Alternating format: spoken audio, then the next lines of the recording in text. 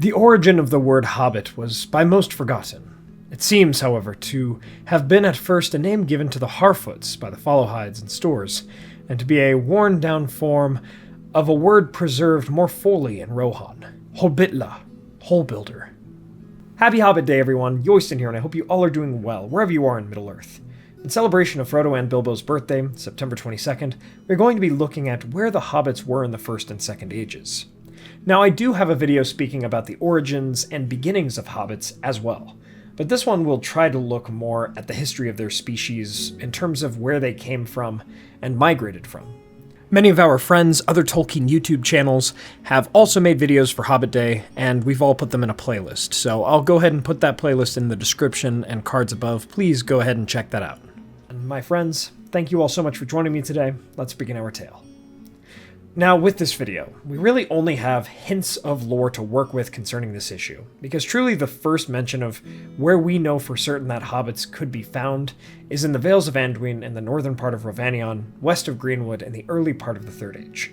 We know this because of the hobbits' own history, and because the Eotheid had stories of the Hobbitla, the early Hobbitish name that the Rohirrim had for them, that Theoden and Éomer reference in The Lord of the Rings. But let's go further into the past than that.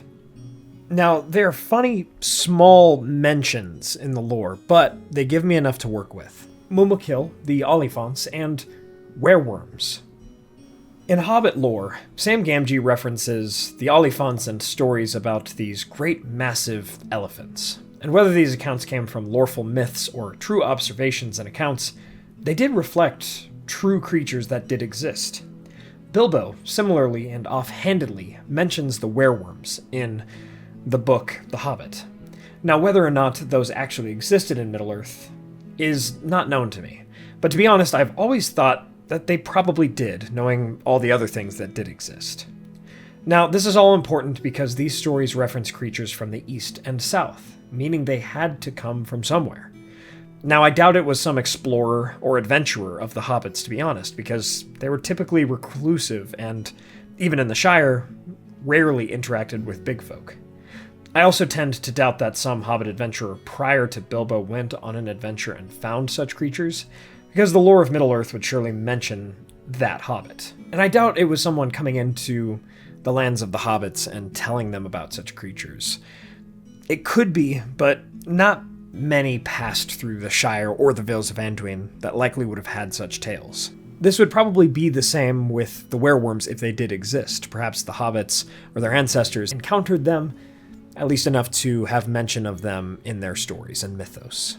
No, I must imagine that it was the hobbits themselves who actually originally lived in the east for some time, before migrating west. So, let's go back to the early First Age. As I talk about in my video on the origin of hobbits and how they likely evolved, after the awakening of men in the first year of the First Age, I must imagine that either the hobbits or their ancestors that eventually evolved into them awoke too. Knowing the traits of future hobbits, I also imagine these people became rather reclusive and homebound, not joining usually to great adventures unless really called upon.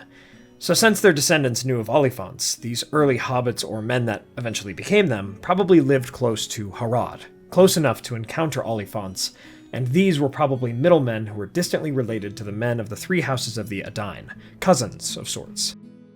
We do know that some men stayed in Eriador during the First Age, being the ones who built the graves of the Barrow Downs. The hobbits were probably in the far east during the First Age, even past Mordor and perhaps even Rhûn. And maybe they were even there for part of the Second Age.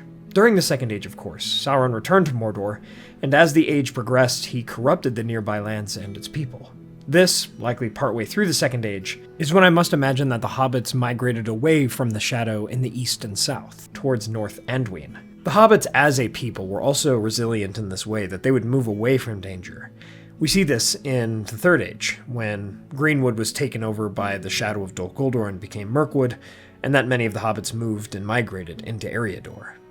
The issue with this theory is really the lack of support from the lore, either to uphold it or to go against it.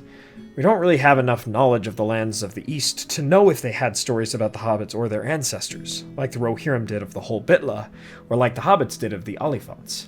And while hobbits were secretive around the big folk, they do eventually get noticed, at least usually. If the hobbits moved to North Anduin during the mid-Second Age, I feel like someone likely would have noticed, but maybe not. They were a secretive people.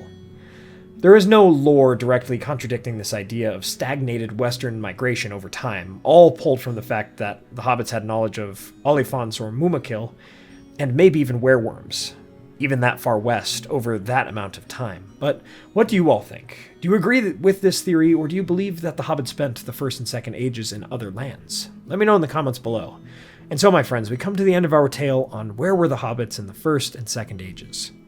From this tale, we see that the stories we carry with us speak volumes about who we are. Thank you all so much for watching. I hope you all enjoyed this video. If you did, please be sure to hit that like button and share this with a friend. Let me know your thoughts on Hobbit history in the comments below. If you'd like to support the channel, please consider getting some candles from our friends Mythologie Candles, or order some White United Cutlery, Lord of the Rings swords, statues, and other replicas from Castle Kon. It is international shipping, and use the code WEST at checkout. And please check out our merch. Also, join our memberships and Patreon for access to Discord and our monthly podcast. Those donations really go a long way in helping maintain and support the channel, and I do appreciate it. Thanks to our Valar tier patrons and YouTube members, Brian Hunley, Peter Shepard, John Hume, Reese Jenkins, Arthur Merlin, Theodore, Andrew Carlisle, and Zoomi. Thank you all so much. Please subscribe and hit that bell button to join the Men of the West and all of the free peoples today. And I'll see you all again next week with a video on what Galadriel meant by passing the test. My friends, thank you all so much for joining me on this adventure. Until the next one.